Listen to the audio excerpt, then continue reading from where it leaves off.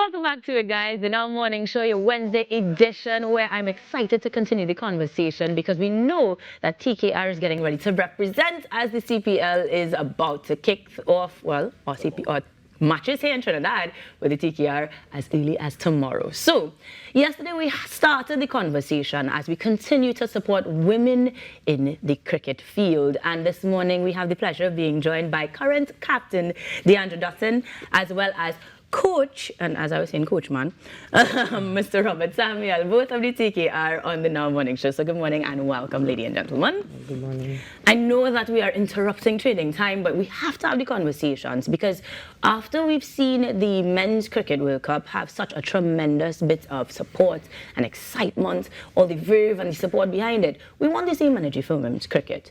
So I'm going to start with you, Deandra, because you are an incredible example of a woman in sport, record-breaking, and of course with your phenomenal leadership.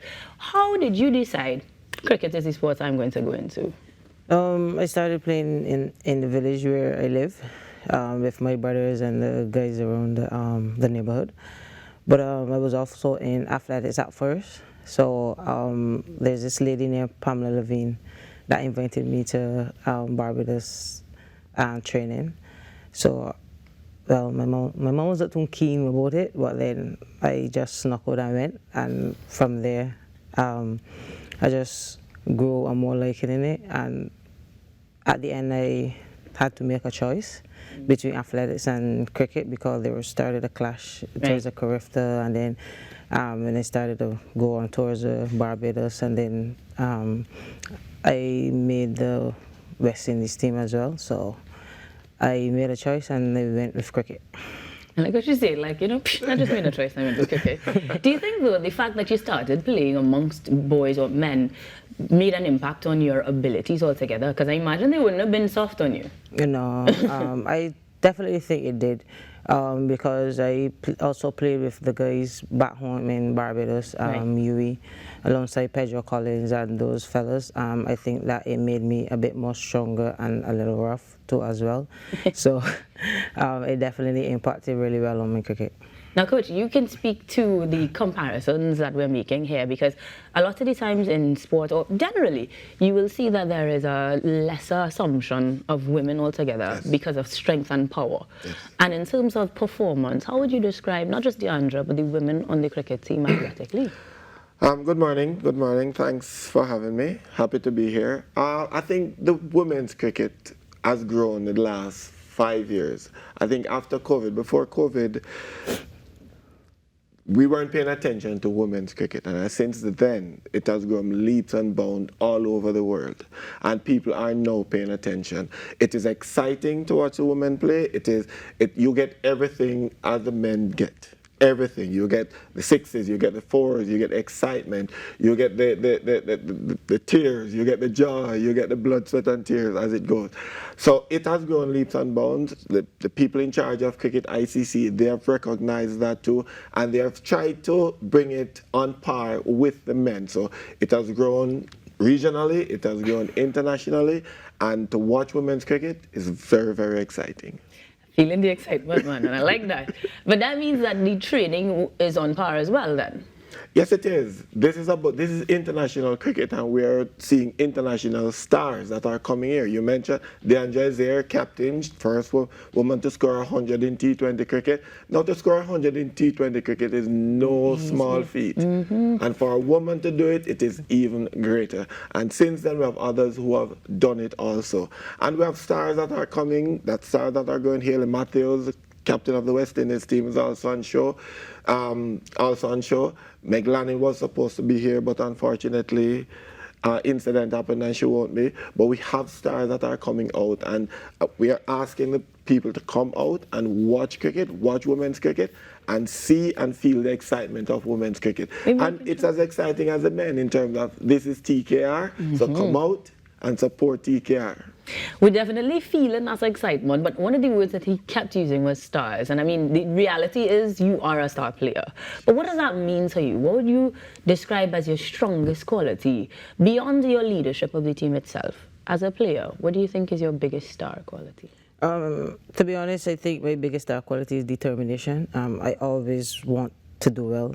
You know, every time I step out on the field, no matter where or whatever, no matter what it is, I always want to do it. And as a captain, leading from the front, is always to keep my players in a positive position and in a good mindset, as well as boosting the confidence within themselves in order to go there, express themselves, and play the cricket that they know they can play.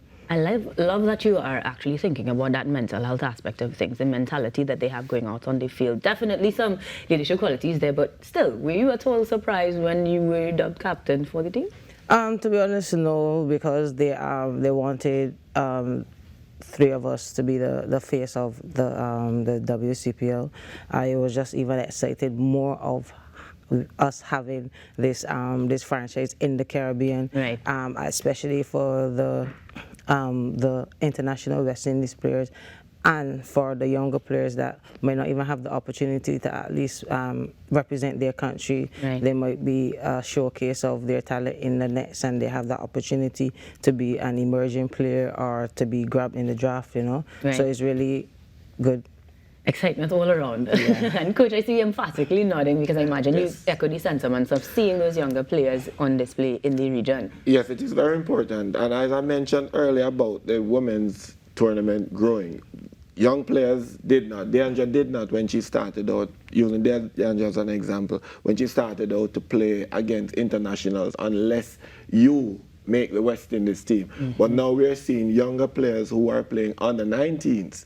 Just under 19s, and regional cricket is now playing against international, rubbing shoulders with them, learning from them, also learning alongside them. So that for me is very important. For me, Deandra Dottin, as she mentioned, her strength is that, but what we love about her is her athleticism, and she mentioned that choice between athletics and cricket. She had to choose. Right. But I think that early years, a good foundation. Make her a good foundation into the fantastic player that she is on and off the field. Trying not to blush right now. I see it, doesn't it? But I love that you're giving us these sorts of formulas, if you will, because there are students, younger persons, women and men, who are looking on and wanting to become a part of it, not just come to see the matches. So I love that you're giving them some insight as to what it takes to meet these sort of squads and what the representation should look like. So beautiful jobs, but do you want to add anything to that? If somebody is interested in starting off in cricket, perhaps they don't have the village support and they now have the opportunity of clubs, not just the village support I should say,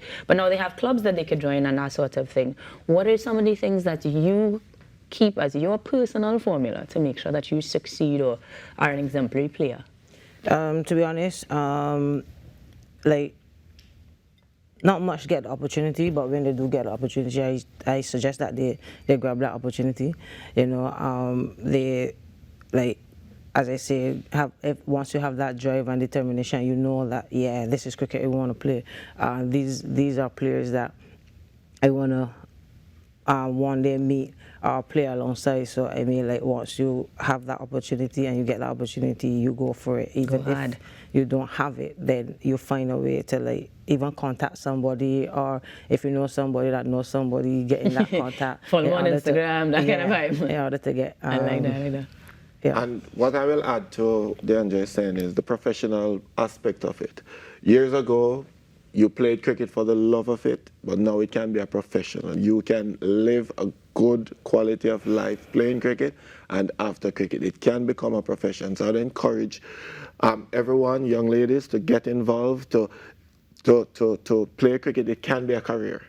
And that early start, playing against boys, being in athletics, playing other sports, really help with cricket and playing cricket. So it can be a career and a very good career, and you can make a very good living doing something that is very exciting and something that you will definitely love. The excitement continues because we will continue to have conversations with members of Team TKR as they get ready to head to the Brian Lara Stadium on the 22nd, the 23rd, the 25th, and the 27th. You can get your tickets online at cricket.com, and of course we will remind you each and every opportunity that we get, to go out and support the ladies as TKR is taking on everybody at the CPL at the Brian Lara Stadium. Let me say thank you very much. A pleasure and an honor to speak with you both.